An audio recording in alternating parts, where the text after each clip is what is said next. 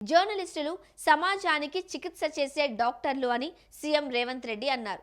వారి సంక్షేమం కోరుతూ ఇళ్ల స్థలాలు కేటాయించాలి అని ఆనాడు వైఎస్ఆర్ నిర్ణయం తీసుకున్నారు అని గుర్తు చేశారు.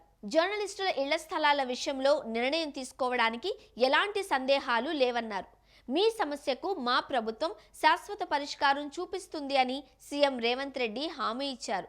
హైదరాబాద్ రవీంద్ర భారతిలో జరిగిన కార్యక్రమంలో ముఖ్యమంత్రి రేవంత్ రెడ్డి పాల్గొన్నారు. వృత్తిపరమైన గౌరవాన్ని ఎవరూ పెంచరు, అది మనకు మనమే పెంచుకోవాలి. ప్రజాభిప్రాయం, జర్నలిస్టుల సూచనలతో ప్రజాప్రభుత్వం ముందుకు వెళుతోంది. వ్యవస్థలపై నమ్మకం పెంచాలన్నదే మా ప్రభుత్వ విధానం. జర్నలిజం కూడా వ్యవస్థల్లో ఒక భాగమే. ఆనాడు రాజకీయ పార్టీలు సిద్ధాంత భావజాల వ్యాప్తి కోసమే పత్రికలు ఏర్పాటు చేసుకునేవి. కానీ ఈ రోజుల్లో ఉన్మాద ధోరణితో వ్యవహరించే పరిస్థితులు దాపురించాయి.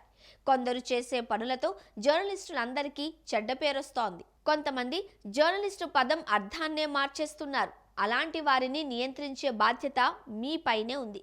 నిజమైన జర్నలిస్టులకు ఎలాంటి నష్టం జరగకుండా చూసుకునే బాధ్యత మా ప్రభుత్వానిది. భాష విషయంలోనూ కొన్ని పత్రికలు గీత దాటుతున్నాయి. ముఖ్యమంత్రి హోదాను అవమానపరిచేలా వ్యవహరిస్తున్నారు. కేవలం రాజకీయ పార్టీల యజమానులను రక్షించేందుకే వారు ప్రాధాన్యతనిస్తున్నారు. అలాంటి వారిపై తీసుకునే చర్యలను నిజమైన జర్నలిస్టులు ఆపాదించుకోవద్దు. నిజమైన జర్నలిస్టులను కాపాడుకోవాల్సిన బాధ్యత మీపైనే ఉంది.